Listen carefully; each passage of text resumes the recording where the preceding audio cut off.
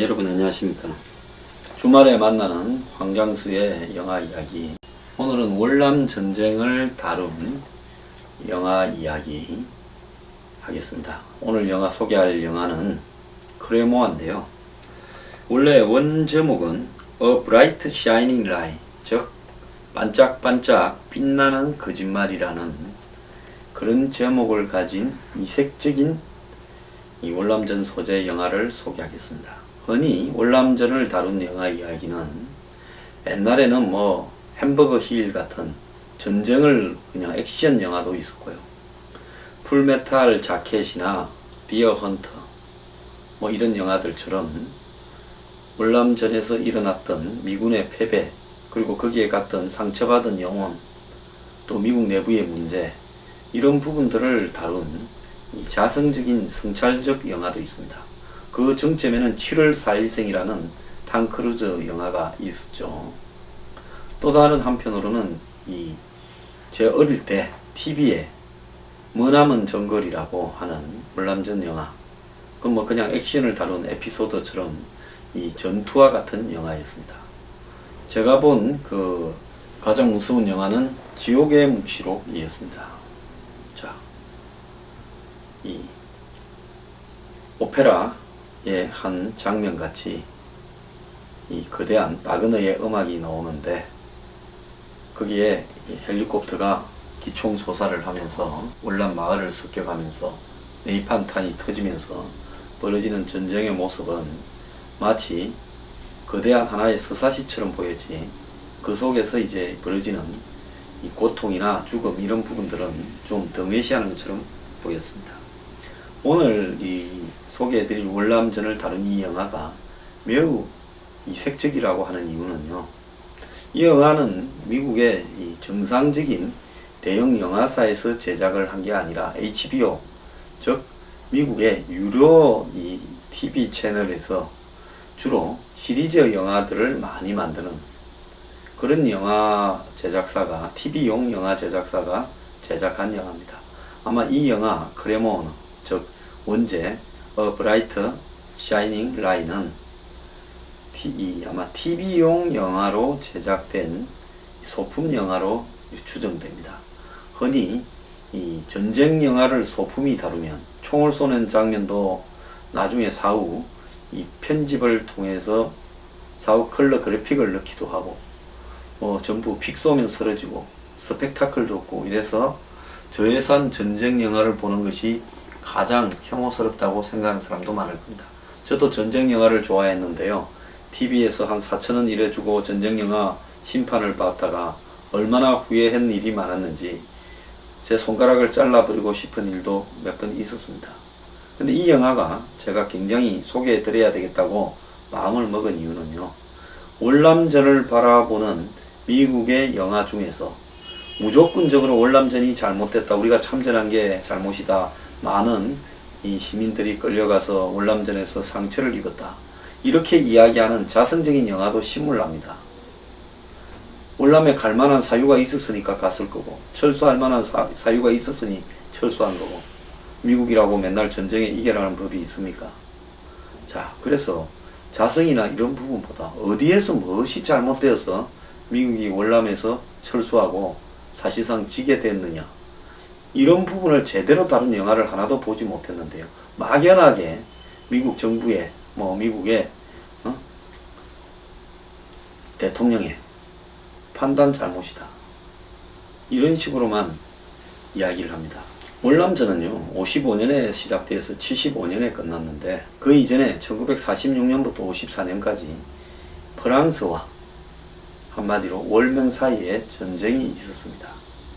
프랑스는 2차 대전 승리 이후에 한때 프랑스가 독일에 함락이 되어서 방치했던 인도차이나 식민지로 다시 돌아옵니다. 라오스, 캄보디아, 월남이 다 프랑스의 식민지였지 않습니까? 그래서 돌아오니까 월남에는 이제 독립운동이 시작이 됩니다. 그러다 보니까 그 독립운동을 제압하기 위해서 프랑스 식민지군과 월남의 독립주의자들 사이에 전쟁이 시작되고, 호치민이 그 전쟁을 주도합니다. 그러면서 이제 프랑스가 용병 부대까지 대거 파견해서 이 전쟁을 치르는데요. 당시에 프랑스의 그 용병 부대 속에는 독일 SS 진위대에 있던 독역대에 있던 독일군들 중에 프랑스 용병 부대에 가게 되면 사면을 시켜주겠다, 몇 년만 근무하면. 그 이야기를 듣고 수많은 독일군 친위대들이 프랑스 용병 부대에 많이 있었고, 그 프랑스 용병 부대의 독일 친위대 소속들이 월남 전쟁에도 개입했다가 나중에 알제리 전쟁까지 가게 된 사람도 많습니다. 그래서 알제리전을 다룬 이 영화들을 보면 당시 월남전에도 같이 싸웠다가 알제리전에서는 서로 적이 된 알제리 출신 프랑스 용병과 또 프랑스 출신 용병 사이에 이 비극도 있습니다.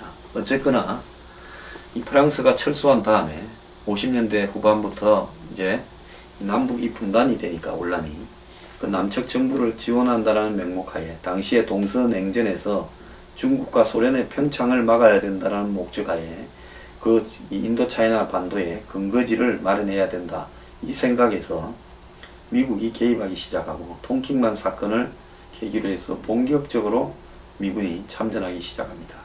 케네디 때 시작된 이 움직임은요, 존슨 대통령 때 이제 웨스트모어랜드가 이 월남의 총사령관이 되면서 한때 40~50만 명 사이의 병력을 유지를 했습니다. 미군은 월남에서 58,000명인가 전사했고요. 한국군도 5,000명이 넘는 병력이 전사를 했죠.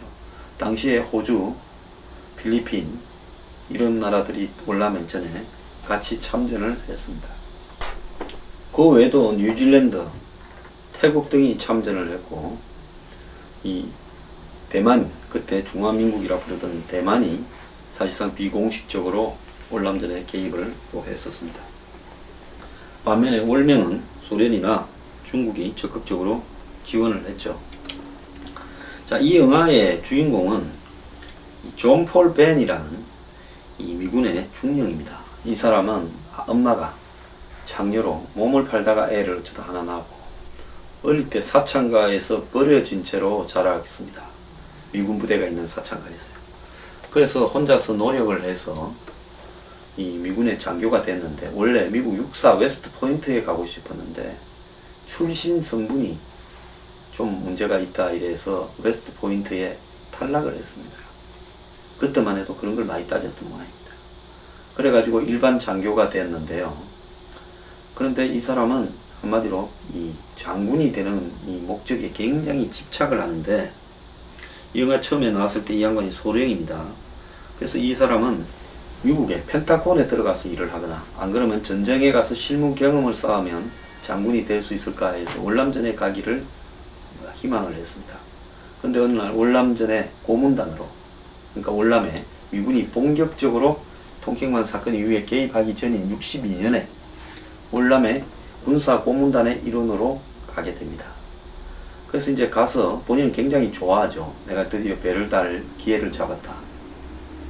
그런데 이제 가서 이제 전쟁을 치르는데 한마디로 월남군 장군들이 수많은 미국의 물자 지원에도 불구하고 그 물자들을 다 팔아먹어 버리거나, 더 나아가서 실제로 이 베트콩이나 월명군을 죽이지도 않은 채 가짜 시체들을 가지고 죽인 척 포장을 하고, 쳐들어오면 도망을 가고 난 다음에 이제 그 사람들을 잡으러 간다고 해서 양민들을 죽인 다음에 베트콩이라고 포장을 하고, 또 실제로 월명군은 월남 베트콩이나 월명군들은 다 철수해버리는데 양민 마을을 포격해서 죽은 양민들을 자신의 실적인 양 포장해서 최고 훈장을 받고, 이런 일들이 곳곳에서 비일비재하게 벌어지는 모습을 눈으로 목격을 합니다. 그래서 자기가 월남군 지원군 군사고문단 사령관을 찾아가서 이렇게 해서는 안 된다. 한마디로 양민을 전부 적으로 삼아서 전쟁을 어떻게 이기려고 하는가. 모택동이도 그렇게 해서 결국은 중국을 먹지 않았는가. 우리가 월남에 이 농사 짓는 사람들, 그 사람들은 쌀이 중요한데 우리가 그 쌀을 그 사람들이 갖도록 농지 개혁도 하고 도와주고 이렇게 해야 되지. 그 사람들을 전부 그냥 오히려 베트콩에 다 붙도록 만들고 있는데 그 월남군의 부패한 장군들이 그렇게 하고 있다 이러는데, 한마디로 뭐 당장 눈앞에 전과만 홍보하기 바쁜 장군들은 그 사람 말을 무시합니다. 그래서 이 존 폴 벤이 당시 기자한테 이런 사실을 다 까발려 버립니다. 즉 자기가 있는 군사 고문으로 있던 월남 부대가 전설적인 패배를 해버립니다. 미군이 헬리콥터와 탱크까지 다 지원해 줬는데 순식간에 몇백 명의 사상자를 남기고 참패를 하는 모습을 보고 그 원인에 대해서 또 미국 정부가 얼마나 이런 부분을 무시하는가에 대해서 언론에 몰래 까발립니다. 그러니까 이 사람은 이제 본국으로 소환을 당합니다. 그래서 자기는 본국에 가서 이런 문제의 실상을 갖다가 강연을 하니까 위에 사람들도 그 부분에 대해서 다 공감을 합니다.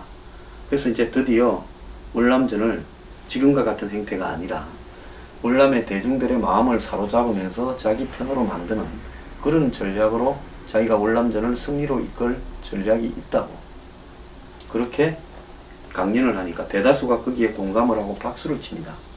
그런데 미국 펜타곤에 들어오라 해서 가니까 합참의장 비서가 당신하고 합참의장하고 약속은 취소되었다.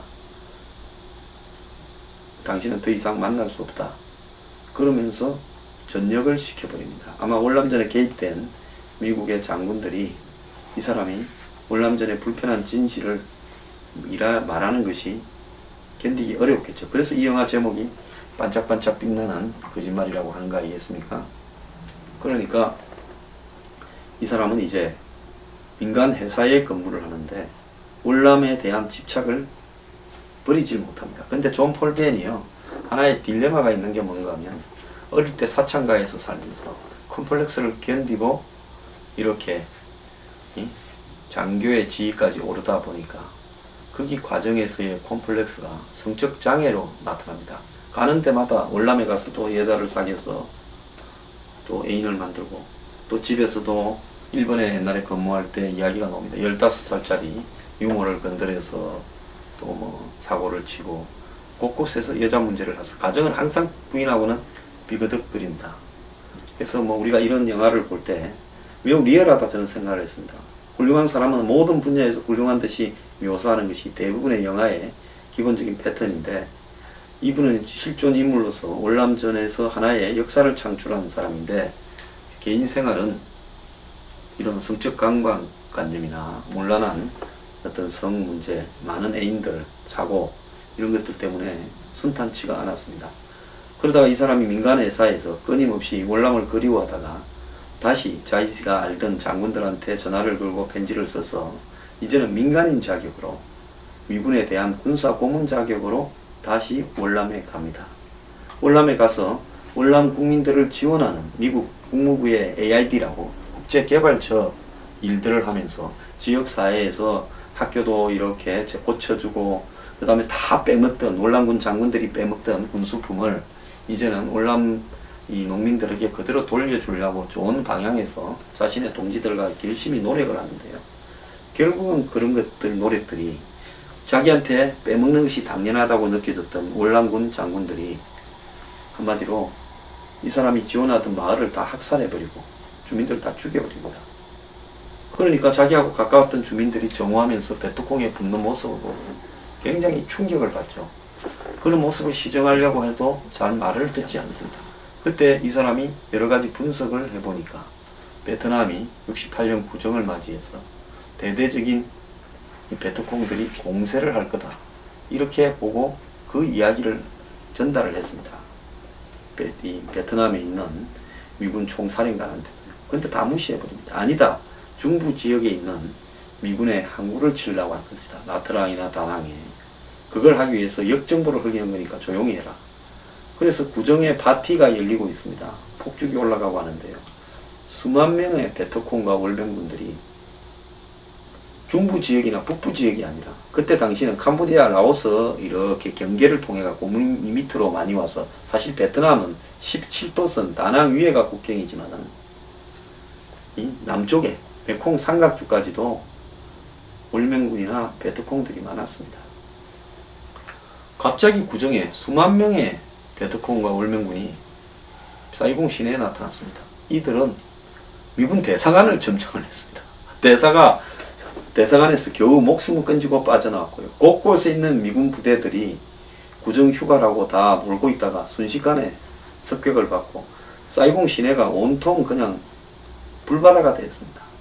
그래서 미군이 자주 가는 술집이 차창가가 폭탄이 터지고 그랬죠. 그런데도 다행히도 이 존 폴번의 경고가 있었고 해서 대비가 빨랐습니다. 그래서 미국 대사관을 되찾고 각 미군 부대를 방어해내고 성공적인 반격을 하면서 2만 5천 명에 가까운 베트콩과 월맹군이 죽었습니다. 그래서 전쟁에서는 이 테트, 구정을 테트라는데 올란나라 테트 공세에서 이 전술적으로는 미군과 베트남군이 이겼습니다. 엄청난 타격을 저쪽에 줬습니다. 근데 나중에 그때까지만 해도 웨스트모어랜드 이 월남 사령관이 이 전쟁에 이기고 있다. 곧 끝날 거다. 조금만 더 군대를 장비를 보내주라 이랬습니다. 미국 내에서는 반전운동이 시작돼서 시끄럽게 시작할 때 이기고 있다고 이야기했습니다. 그런데 구정날 미국 대사관이 점령되고 대사가 도망다니는 모습을 보면서 그것이 생중계되면서 미국 국민들이 이 전쟁은 지고 있다. 이렇게 되면서 이 전쟁에서 발을 빼자. 그러면서 존슨 대통령이 대선에 출마하지 않겠다고 선언해버리고 나아가서 이제 평화협정을 맺어야 되는 게 아니냐라는 쪽으로 가서 결국 72년에 파리 평화회담이 결정되게 하는데 이 테트 공세가 결정적으로 성공했습니다. 그러니까 순간적인 전장에서는 지고 전쟁에서는 이기게 되는, 전략에서는 졌지만은 전술적으로는 성공한 그런 테트 공세가 되었던 거죠. 자, 그 이후에 이 존 폴 벤은 굉장히 신임을 받습니다. 왜? 아니 어떻게 베트콩이 들어올 걸 미리 예언을 하고 또 월남전이 잘못되었다는 걸 예언을 하냐. 미국이 월남전에서 이제 철수를 시작합니다. 그때 이후에 병력을 계속 줄입니다. 한국은 그때까지 남아 있었습니다. 한국은요.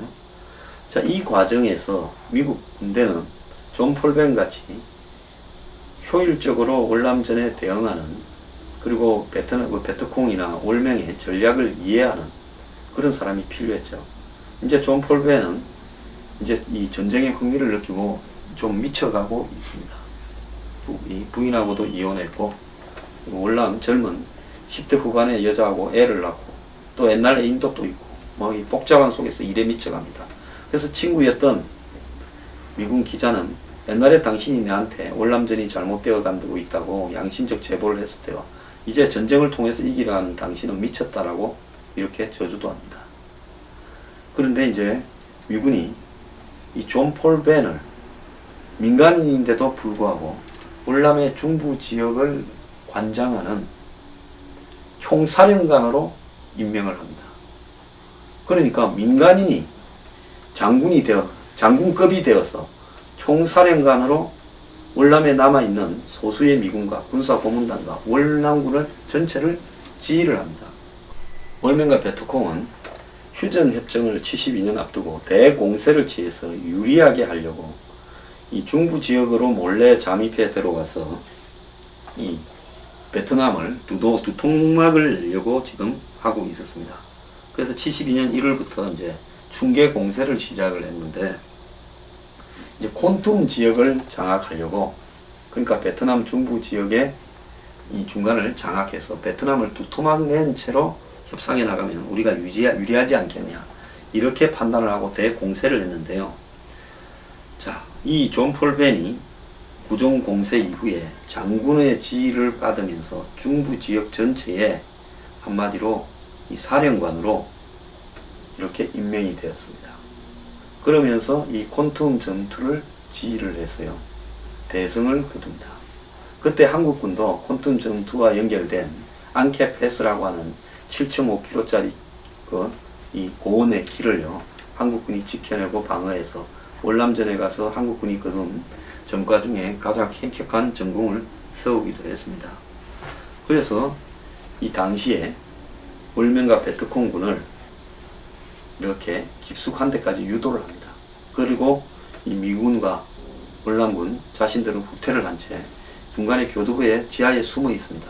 그리고 자신들이 있는 데를 미군 이 B-52 폭격기로 때려라고 이야기를 합니다. 그러니까 월남군은 공세가 성공했는 줄 알고 월맹군은 대거 평지까지 내려와서 진격을 하는데 순식간에 네이팜탄 등 미군의 폭격이 되면서 수많은 월명군과 베트콩들이 죽었습니다. 그래서 그때까지 성공적으로 방어해내죠. 곧바로 사이공에서 연락이 옵니다. 당신 빨리 오라고. 훈장을 주겠다 해서 월남의 대통령이 이 존 폴 벤에게 훈장을 줍니다. 그리고 파티를 열어줍니다. 모두가 칭송을 합니다. 미국 입장에 봤을 때는 월명의 베트콩의 전략을 꿰뚫고 있는 이 존 폴 벤 같은 친구를 잘 이용하고 소수의 군사 고문단을 남기고 하면 앞으로도 이번처럼 이길 수 있지 않겠느냐. 자, 이제는 협상에 들어올 거다. 이런 이제 월명이 협상에 들어올 거다. 자기의 이 공략이 실패했으니까 이러면서 기대에 넘칩니다. 근데 이 친구는 동료들이 아직도 뒤에 수습을 하고 있다고 헬리콥터를 타고 다시 콘툼으로 돌아가다가 악천후로 헬리콥터가 추락을 하면서 그날 죽었습니다. 그래서 이 반짝반짝 빛나는 거짓말이라는 이 영화가 나오게 된 계기는요. 그때 이 존 폴 벤과 대립을 했던 기자가 닐 시안이라는 기자가 쓴 자전적인 다큐 소설을 영화한 것입니다. 그래서 제가 요즘 사드 배치를 둘러싸고 참 한국도 미군이 철수하고 어느 날 순식간에 베트남처럼 적화되는 게 아닌가 하는 걱정이 많았는데요. 베트남 전에서도 이 존 폴 벤 같은 사람이 개인적인 이 사람의 여러 가지 인간적 약점에도 불구하고 한마디로 정말로 옳은 관점을 현장에서 이미 알고 있었습니다. 그때 이 존슨 대통령이나 웨스트모어랜드 장군이 이 사람의 말을 듣고 그걸 수용한 채 베트남에 있는 수많은, 그때는 베트남이 대부분 농업이죠. 농민들의 마음을 얻고 그들에게 쌀을 주는 그런 정책으로 전환을 해서 베트콩과 월명을 고립시켰다면 이 전쟁에서 이길 수 있는 기회가 있었을 겁니다. 그런데 흔히 그렇듯이 이 상부 기득권층들은 한마디로 모든 것을 진실을 보려고 하지 않고 속이려고 하고 쉬운 길을 택하게 되죠. 그래서 월남의 지도부나 월남군 장군들의 말을 믿고 그들에게 속아 넘어가는 척 했는지 속았는지 모르지만은 고치려고 하지 않았습니다. 이미 자기가 말해놨던 것이 너무 많아서 못했는지 모르죠. 그러면서 점차적으로 50만 명에 가까운 미군이 개입되게 되고 5만 8천 명의 전사자가 나면서 한마디로 그때까지도 정신을 못 차립니다. 구정공세를 당하고 이제 발을 빼고 이제 평화협정을 맺어서 전쟁에서 발을 빼고 떠나야 되겠다고 생각할 때 비로소 존 폴 벤을 이용하기 시작합니다. 아, 이 사람 말이 옳았네. 우리가 무사히 철수하고 협상에서 유리한 고지를 얻을 때까지 이 사람을 우리가 좀 쓰자. 그러면서 마지막에 전투들을 이깁니다만은 그것이 무슨 의미가 있겠습니까? 곧바로 존 폴 벤이 죽은 이후에 휴전이 성립되었습니다. 파리 평화협정이. 그래서 레두토하고 키신저, 월명과 키신저가 노벨 평화상을 받았습니다. 평화상을 받은 정서가 마르기도 전에 75년 1월부터 공세가 시작되면서 베트남은 5월달에 문을 내렸습니다. 자, 세상이 지금 이렇게 바뀔 때 옳은 방향이 있어도 한국도 한번 보십시오. 야당 대표, 대통령이 되려는 사람, 이런 사람들이 사드나 전시작전권, 주한미군에 대해서 제대로 보지 않습니다. 그건 그 사람들이 발을 디디고 있는 그 나름의 기득권에서 그렇게 가야 유리하기 때문이겠죠. 자, 보수 진영에도 사드 배치 반대하는 TK 의원들이 있습니다. 결국 이들 때문에 올바른 진실은 감춰지고 반짝반짝 빛나는 거짓말들만 빛을 내는 겁니다. 자, 이 영화요. 크게 무슨 스펙타클 하지도 않고 TV용 영화고 또 잊혀진 영화고 찾기도 어려울 겁니다. IPTV에 가서 찾으면 나옵니다. 저도 어렵게 찾았습니다. 그래서 이 영화 찾아서 한번 보시면서 오늘날 한국에 견주어서 여러 가지로 생각을 해보시면 지금 현 시대를 바라보는데 도움이 될 내용들이 많이 있습니다. 감사합니다.